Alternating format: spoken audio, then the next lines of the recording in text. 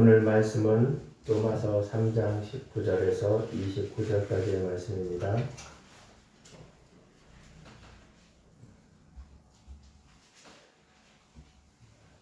말씀을 봉독하도록 하겠습니다. 우리가 알거니와 무릇 율법이 말하는 바는 율법 아래에 있는 자들에게 말하는 것이니 이는 모든 입을 막고 온 세상으로 하나님의 심판 아래에 있게 하려 함이라. 그러므로 율법의 행위로 그의 앞에 의롭다 하심을 얻을 육체가 없나니 율법으로는 죄를 깨달음이니라. 이제는 율법 외에 하나님의 의가 나타났으니 율법과 선지자들에게 증거를 받은 것이라. 곧 예수 그리스도를 믿음으로 말미암아 모든 믿는 자에게 미치는 하나님의 은이 차별이 없느니라. 모든 사람이 죄를 범하였음에 하나님의 영광에 이르지 못하더니 그리스도 예수 안에 있는 속량으로 말미암아 하나님의 은혜로 값없이 의롭다 하심을 얻은 자 되었느니라. 이 예수를 하나님이 그의 피로써 믿음으로 말미암아 화목제물로 세우셨으니 이는 하나님께서 길이 참으시는 중에 전에 지은 죄를 관가하심으로 자기의 의로우심을 나타내려 하심이니 곧 이때 자기의 의로우심을 나타내사 자기도 의로우시며 또한 예수 믿는 자를 의롭게 하려 하심이라. 그런즉 자랑할 때가 어디 있느냐? 있을 수 없느니라. 무슨 법으로냐? 행위로냐? 아니라 오직 믿음의 법으로니라. 그러므로 사람이 의롭다 하심을 얻은 것은 율법의 행위에 있지 않고 믿음으로 되는 줄 우리가 인정하노라. 하나님은 다만 유대인의 하나님이시냐? 또한 이방인의 하나님은 아니시냐? 진실로 이방인의 하나님이 되시느니라. 아멘. 잠시 기도하겠습니다. 사랑의 아버지 하나님 감사합니다. 오늘도 주께서 우리를 사랑하여 주시고 인도하여 주셔서 주의 백성 삼아 주시고 그 가운데 예배 드리게 하여 주시고 또 그 가운데 우리에게 말씀하여 주심을 감사합니다.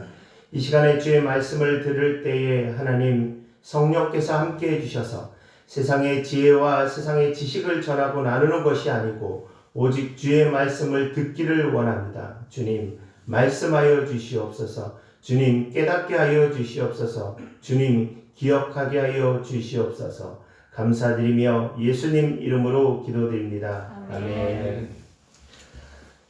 할렐루야. 사랑하는 성도 여러분, 한 주간 평안하셨습니까? 여러분들 이렇게 만나 뵐 수 있어서 너무나 감사하고 기쁘고 그렇습니다.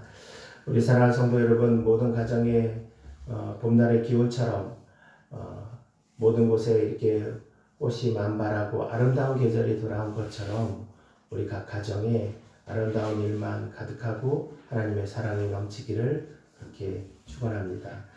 오늘 말씀은 인간에 대한 그 본성에 대한 생각을 좀 해보고자 합니다.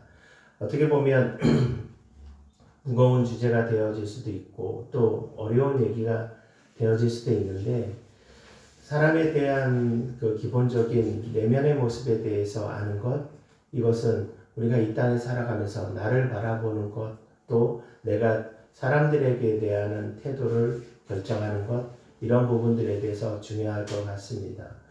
한 주간 우리 성도들과 어떤 말씀을 나눌까라고 고민하며 기도하며 그런 가운데서 하나님께서 이 말씀을 저에게 주시고 또 이 말씀이 그런 가운데서 우리에게 필요하겠다라고 생각되어져서 이 말씀을 오늘 나누려고 합니다. 사람의 본성의 마음이 어떨까요? 사람이 착합니까? 악합니까? 두 가지 견해가 있지요. 원래 사람은 착하다라는 성선설을 주장하는 사람들도 있고요. 원래 사람은 악하다라고 이야기하는 성악설을 주장하는 사람들도 있습니다. 어떻게 보십니까? 오늘 이 말씀 속에서 그러한 해답이 있고 또 그것을 알고자 하는 것은 아니고 그것을 통해서 우리 각자 모습을 돌아보는 시간이 되었으면 좋겠습니다. 사람들에게, 길에 가는 사람들에게 당신 죄인입니다 라고 얘기하면 사람들의 반응이 어떨까요? 미쳤다고 얘기하겠죠. 어떻게 나에게 죄인이라고 얘기를 하느냐 라고 생각을 하겠지요. 어떤 사회학자가 그런 이야기를 하는 걸 들었습니다. 예전에 비행기가 아주 오지에 불시착했습니다. 비행기가 여객기가 오지에 불시착을 해서 사람들이 수개월 동안 거기서 빠져나올 수가 없는 상황이었는데 나중에 그 사람들이 무사히 구출되었다라고 합니다. 그런데 비행기에서 그 사고가 날 것을 예비해서 뭐 음식을 많이 준비했다든가 의료품을 많이 준비했다든가 이런 것은 아니었을 것 아닙니까? 그런데 사람들이 거의 대부분 무사하게 이렇게 생존하고 또 구출이 되었습니다. 그 가운데 그 사람들이 어떻게 살았는지에 대해서 연구를 하였는데 그 사람들이 그곳에서 서열을 정하고 그 다음에 각자의 조직을 만들고 그래서 나름대로 그렇게 이겨나왔다라는 그런 결론을 얻었습니다. 그런데 그 사람들이 비행기를 타기 전에 한 번이라도 만났던 사람이냐라면 그렇지 않았습니다. 그냥 일면식도 없던 그런 사람이었는데 그들 가운데 대장을 세우고 또 대장 가운데서 뭐 음식이나 의료품이나 아니면 여러 가지 기타 일들을 누구에게 이렇게 맡기고 누구에게 저렇게 하고 또 그 가운데 그렇게 했다라는 얘기를 들었습니다. 그런데 왜 그들이 그렇게 했을까요? 여러분 동물의 왕국을 보십니까? 저는 동물에 대한 다큐멘터리를 좀 좋아하는 편입니다. 그래서 이렇게 자주 보는데 우리가 그런 부분을 볼 때 보통 맹수 이야기, 육식동물에 대한 이야기들이 많이 나오는데 항상 제가 의문점을 갖는 부분이 하나 있습니다. 뭐 의문점이라고 할 것도 없지만 항상 먹을 때 싸워요. 사자들이 그 큰 동물을 잡았다 할지라도 수사자가 먼저 와서 먹고요. 그리고 그 힘이 있는 사자들이 순서대로 먹습니다. 아니 음식이 많을 때는 그나마 좀 덜 싸우는데 아주 극소량이거나 배가 너무 고프면 사자들이 서로 경쟁을 하고 싸우는 모습을 보셨을 겁니다. 그것이 사자들의 모습뿐만 아니지 않습니까? 사람들의 모습 가운데 그런 모습이 없을까요? 제가 두 가지 이야기를 오늘 말씀을 드렸는데 그 가운데 사람들에 대해서 또 동물들에 대해서 우리가 생각할 때 욕심이란 단어가 먼저 생각이 납니다. 사실 욕심은 죄라는 부분의 한 부분입니다. 그런데 이것은 누가 가르쳐준 부분이 아니거든요. 가르쳐주지 않았지만 사람들 마음속에 본성적으로 이런 욕심이 가득하게 있고 또 죄에 대한 마음들이 가득하게 있는 것을 발견하게 되어집니다. 그것이 그렇게 어렵게 발견되어지지 않는 일입니다. 그렇기 때문에 제가 처음 질문드렸던 사람들에게 당신은 죄인입니다 라고 물어본다면 우리는 무엇이라고 대답할 수 있겠습니까? 무엇이라고 대답해야겠습니까? 성경에서는 이 부분에 대해서 오늘 뭐라고 말씀을 하시냐면 23절에 모든 사람이 죄를 범하였음에 하나님의 영광에 이르지 못하더니라고 했습니다. 여기서 한 사람도 예외된 사람들이 없이 모든 사람이 죄를 범하였음에 모든 사람이 죄인이라는 얘기를 하나님께서 말씀하고 있습니다. 모든 사람이 죄인입니다. 그래서 죄인인 것을 인정하면 내가 죄인입니다 라고 인정해야 되잖아요. 그런데 사람들은 그것을 인정하지 않습니다. 요즘 연쇄살인범들이 요즘은 아니지만 그리고 매일 생기는 건 아니지만 우리 기억 속에 남아있는 그런 아주 악한 사람, 무서운 사람들이 우리 기억 속에 있지요. 그 중에 어떤 한 연쇄살인범이 편지를 쓴 내용입니다.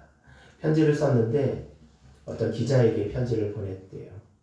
내가 이렇게 여러 사람들을 죽인 것에 대해서 몇 장에 걸쳐서 썼는데 그것을 범죄 심리학자가 이야기를 해주는 부분이었는데 그 사람이 정말 이것을 참여하는 것 같으냐라는 질문을 하더라고요.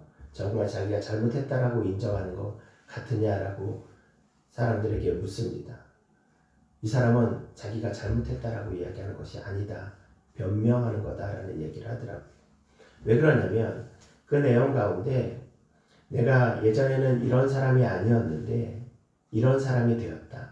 왜 이런 사람이 되었는지는 모르겠지만 내 생활 속에서 내 주위의 사람들이 나에게 이렇게 해주었으면 내가 이렇게 살지 않았는데 어쩔 수 없이 나는 이렇게 했다 라는 얘기들을 하는 겁니다. 우리에게 너무나 익숙한 변명의 내용이 아니겠습니까? 우리가 그런 살인자는 아니지만 우리가 어떤 잘못을 했을 때 우리가 이렇게 변명을 하잖아요. 이런 식으로 자기 자신을 변호하지 않습니까? 그런데 거기서 딱 이렇게 얘기를 합니다. 먼저 이 사람이 잘못했다라고 인정을 한다면 자기가 가해했던, 자기가 피해를 주었던 그 사람에게 먼저 내가 잘못했습니다 라고 고백이 먼저 되어야 된다는 겁니다.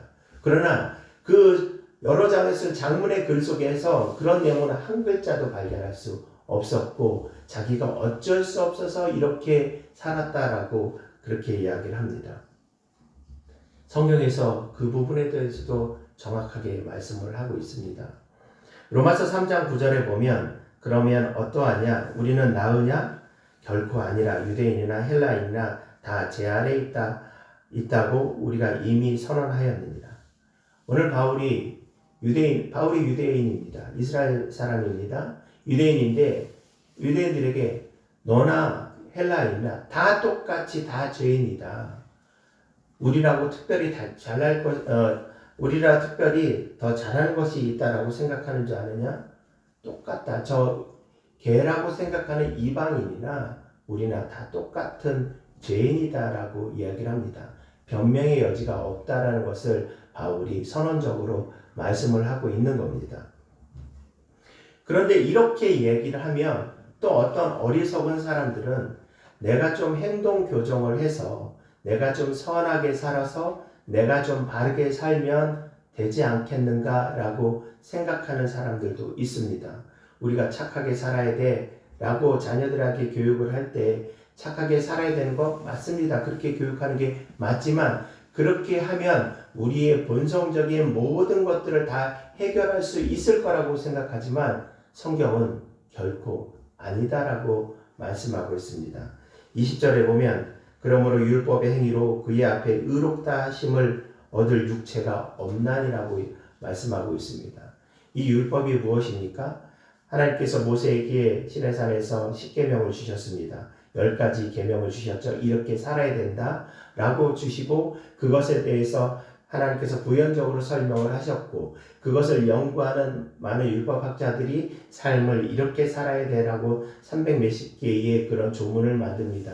이것이 우리가 알고 있는 율법입니다. 그런데 이 율법대로 살아가면 사람들이 정말로 착하고 바르게 살 것이라고 생각을 하고 유대인들은 그렇게 살려고 노력했습니다. 정말로 유대인들은 그렇게 살려고 노력했습니다. 여러분 신약성경에 나와 있는 그 율법학자들이나 바리새인들이나 서기관들이 정말 나쁜 사람이라고 생각하십니까? 우리는 그 사람들의 행위보다 그 사람들의 행위를 비판할 만한 그런 자격을 갖추지 않았습니다. 그 사람들은 정말로 철두철미하게 입는 것, 먹는 것, 자는 것까지 사람들 만나는 것까지 또 율법에 의해서 그렇게 살려고 평생 노력하던 사람들이 그들입니다. 그런데 그들에게 하나님은 율법으로 너희가 의롭게 될 수 없다라고 이야기를 합니다. 그래서 두 가지 말씀을 제가 드리겠습니다. 그들이 정말 율법대로 살아갈 수 없는 본성적인 사람이라는 것을 마태복음 5장 28절에 보면 나는 너희에게 이르노니 음욕을 품고 여자를 보는 자마다 마음에 이미 간음하였느니라. 여러분 간음을 하면 유대인들은 돌로 쳐서 죽입니다. 그런데 예수께서 말씀하십니다. 너희들이 여자를 보고 음욕을 품을 자마다 이미 간음한 것이다 라고 이야기합니다. 또 요한일서 3장 15절의 말씀을 보겠습니다. 요한일서 3장 15절에 보면 그 형제를 미워하는 자마다 살인하는 자니 라고 말씀하고 있습니다.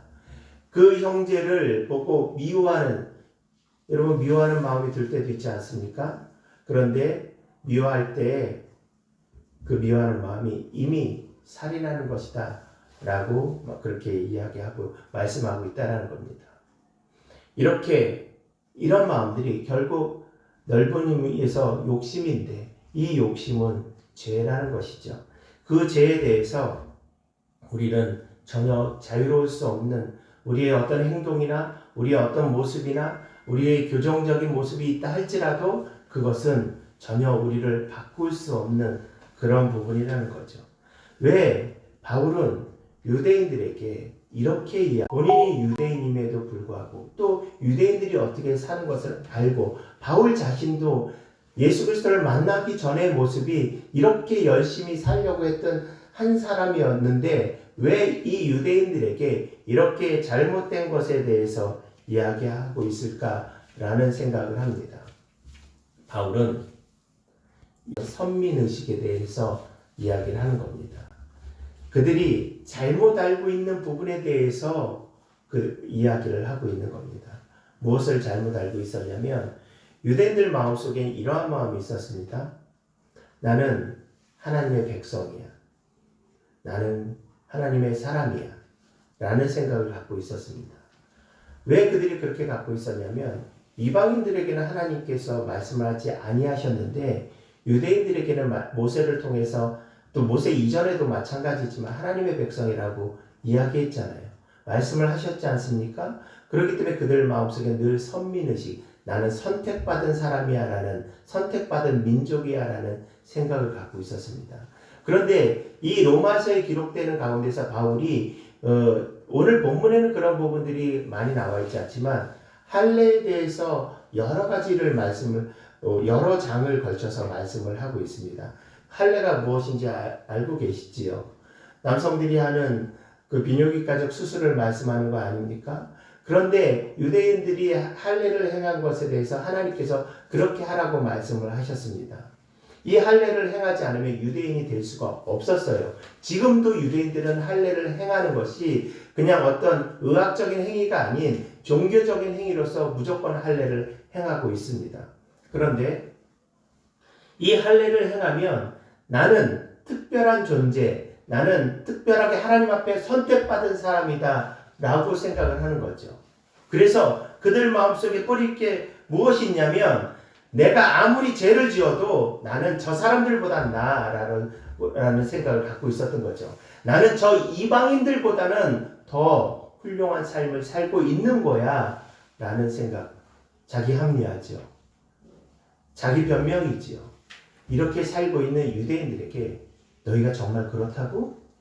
너희 죄 때문에 너희가 구원을 받을 수 있을 것 같아? 너희가 하나님의 나라에 들어갈 수 있을 것 같아? 절대로 너희 힘으로는 들어갈 수 없어라는 것을 바울이 유대인들에게 이야기하고 있는 겁니다. 오늘 그리스도인 우리에게 하나님께서 주시는 의미가 무엇이겠습니까? 바울은 25절에 이렇게 이야기합니다. 예수를 하나님이 그의 피로써 믿음으로 말미암아 화목제물로 세워주셨으니 25절 띄워주세요. 예수를 하나님이 그의 피로써 믿음으로 말미암는 화목제물로 세우셨으니 예수께서 화목제물이 되어서 우리가 구원을 받았다라고 바울은 분명하게 말씀하고 있습니다.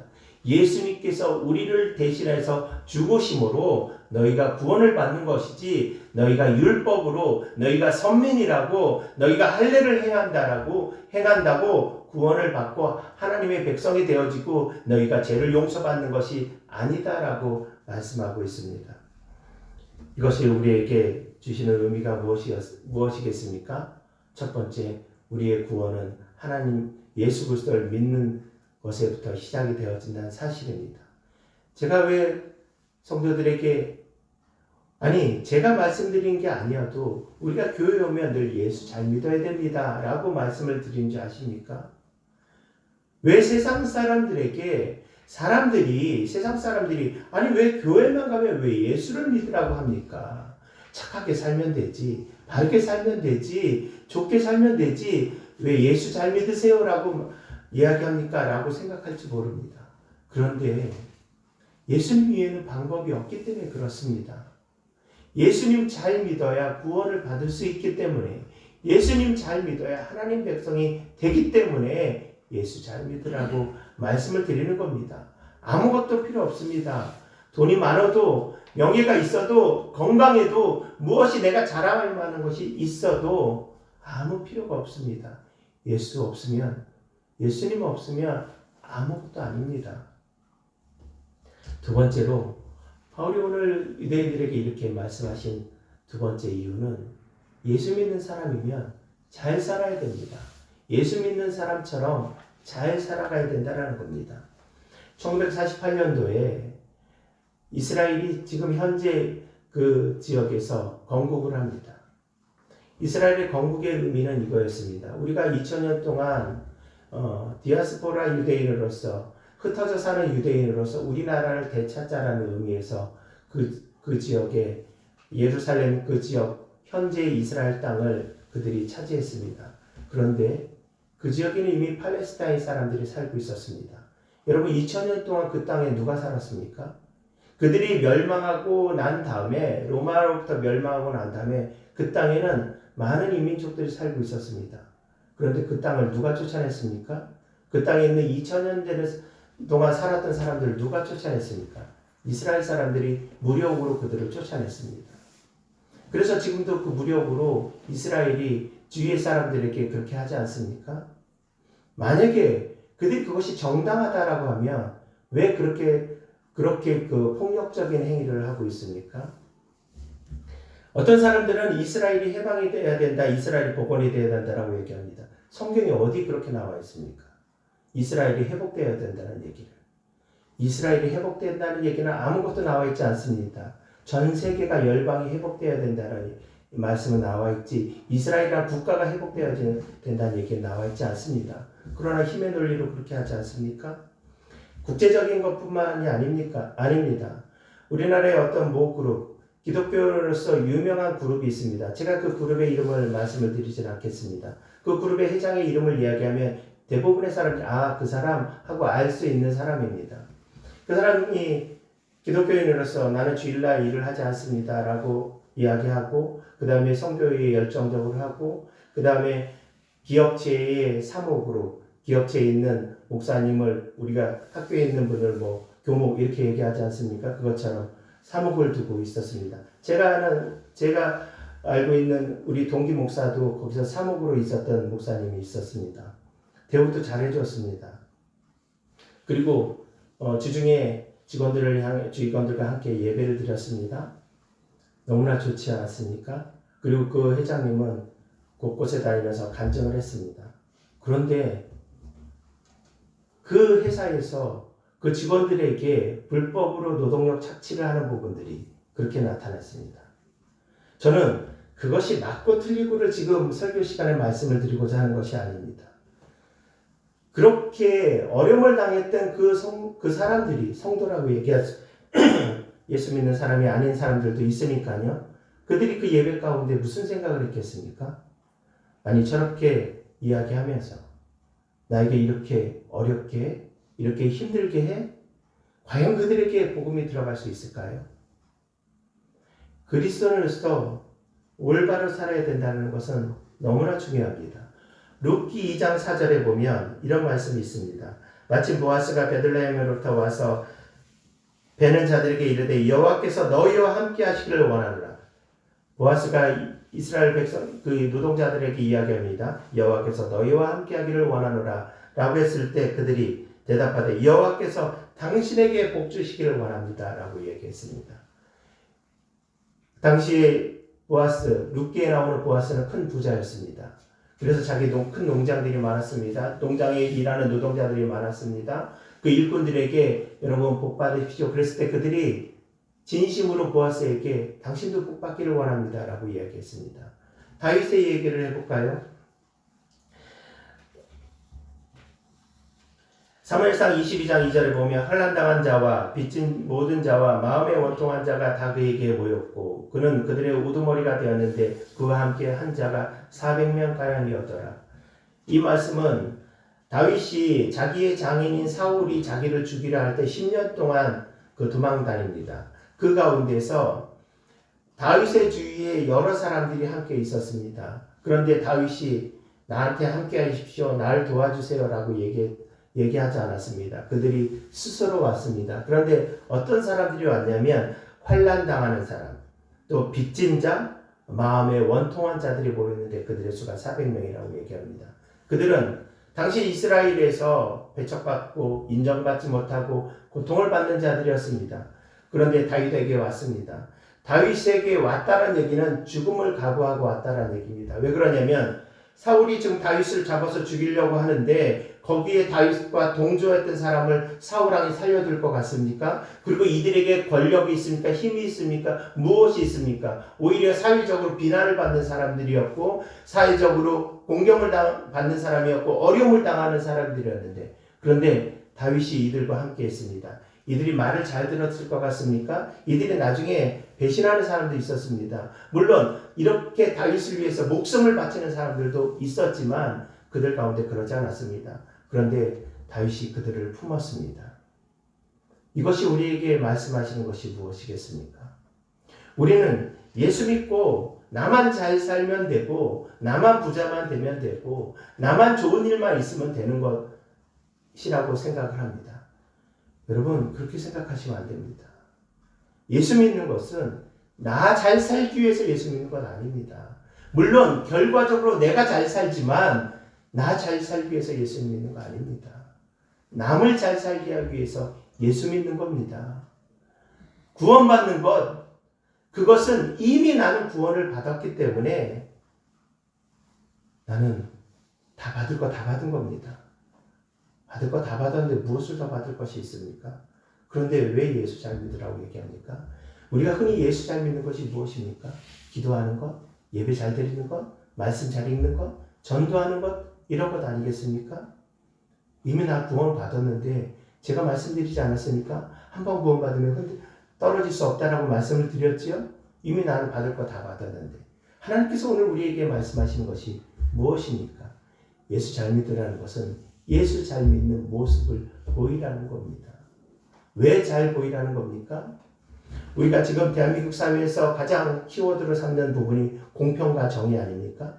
여러분 공평이 훼손되었다라고 생각하지 않습니까? 정의가 훼손되었다라고 생각하지 않습니까? 우리가 사회적으로 그렇게 얘기해서 분노하고 이야기하고 있지 않습니까? 그런데 하나님 우리에게 공평과 정의를 가르쳐 주신 분이고 행하신 분이 하나님이십니다.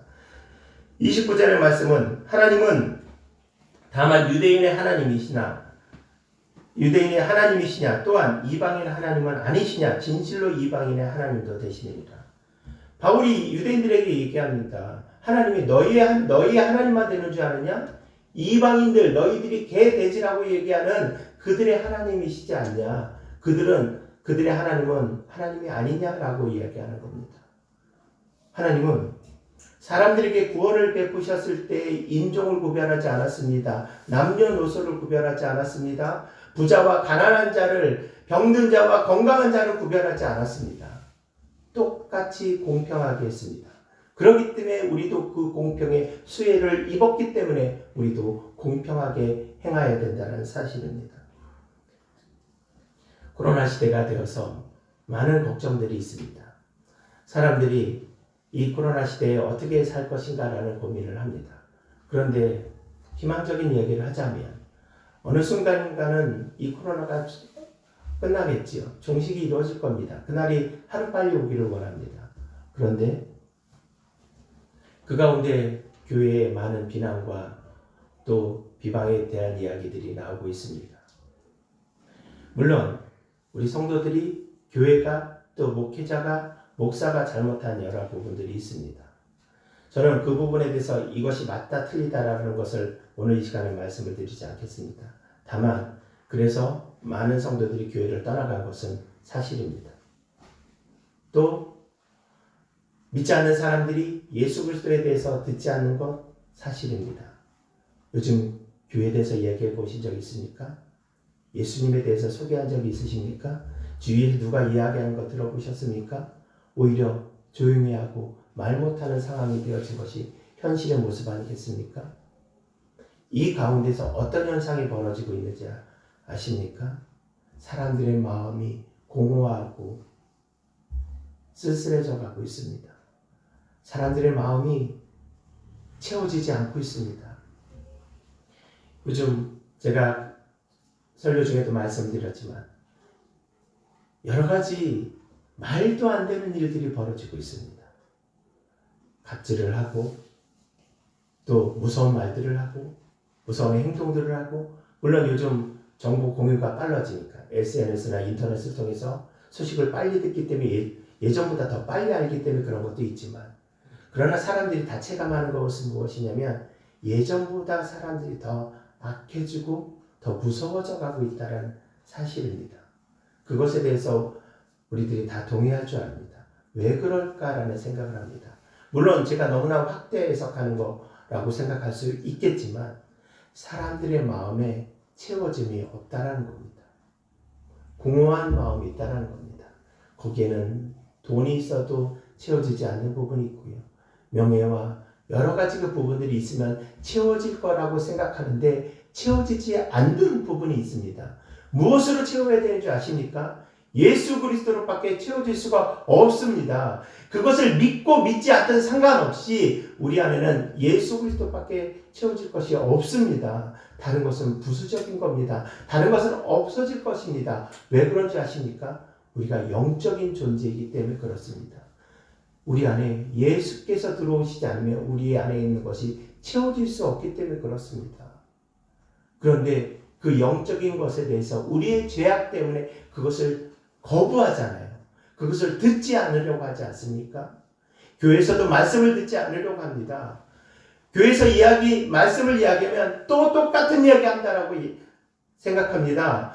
또 자기의 무엇은 이익을 위해서 이야기한다라고 생각합니다.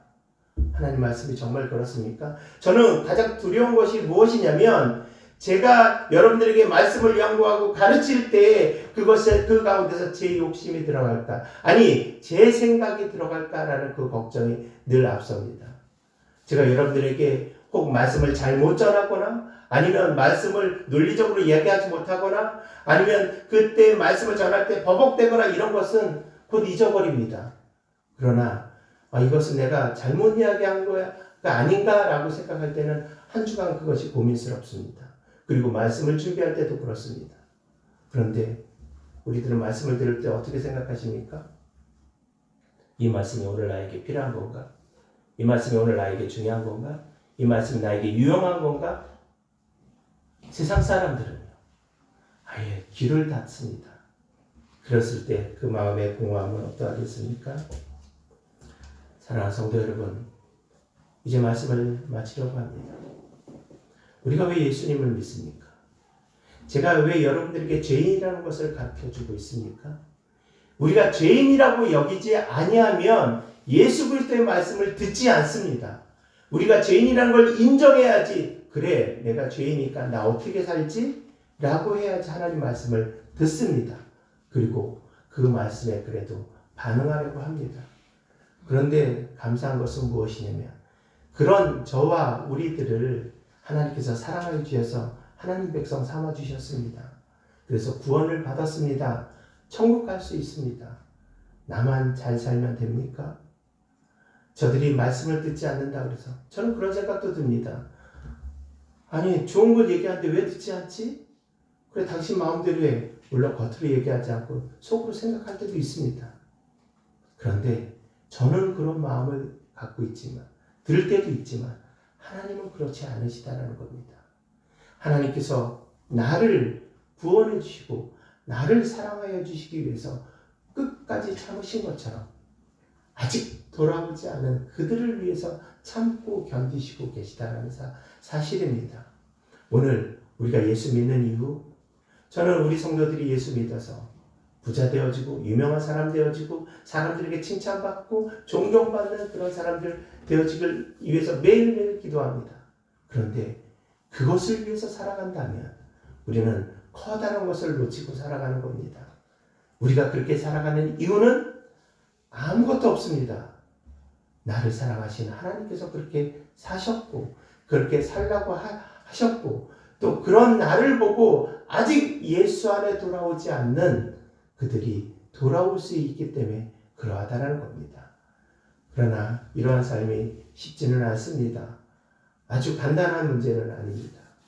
그러나 어렵다고 해서 우리가 노력하지 않아야 되겠습니까? 어렵다고 해서 우리가 포기해야 되겠습니까? 사랑하는 성도 여러분, 우리는 주의 백성입니다. 여러분들은 하나님의 자녀입니다. 하나님의 자녀로서 한 주간 승리하며 한 주간 하나님의 선한 영향력을, 선한 향기를 바라는 우리 모든 성도들 되어지기를 간절히 소망합니다. 기도하겠습니다. 사랑의 아버지 하나님,